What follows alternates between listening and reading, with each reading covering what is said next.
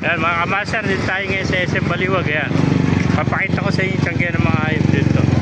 Sa mga nagtatanong dyan, along the highway tayo mga kamaster. Ayan o, SM Baliwag. Ayan, ito yung sinasabi ko sa inyo, yung Baliwag Central Terminal. Ayan, ayan, katabi lang nila yung mga tiyanggihan ng mga hayop dito mga kamaster. Ayan, ayan o, ayan ang pwesto ni Kuya Marlon o.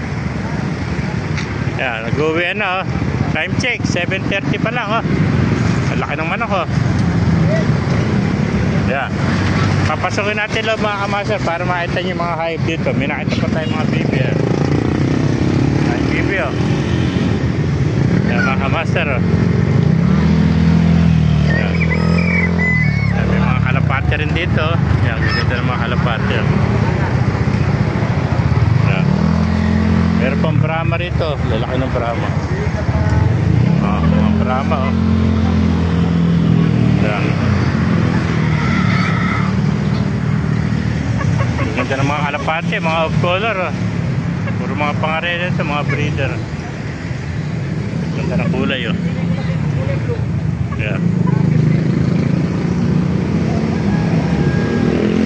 Mga kamasen oh.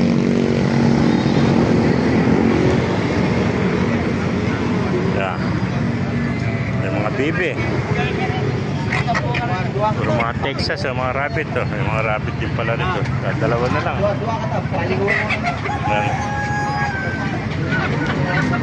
Papasokin natin loob mga kamaster para makita nyo.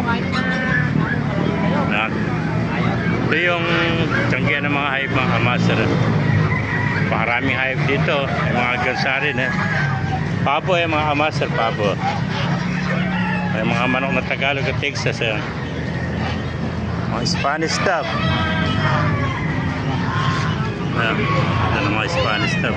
Ito mga gansa, Peking duck, baby palete, tsaka Peking duck mga kamaster. Ayan, mga aso, chicho. Ayan, ganda po sa 2% cut. Yung mga bata pang gansa yan. Ayan, mga morning mga kamaster. Sala ko yung umaambon dito sa Baliwag mga kamaster. Papakita ko sa inyo yung mga manok dito sa Baliwag. Ganda ng manok oh. Yan na, nakita pa tayo.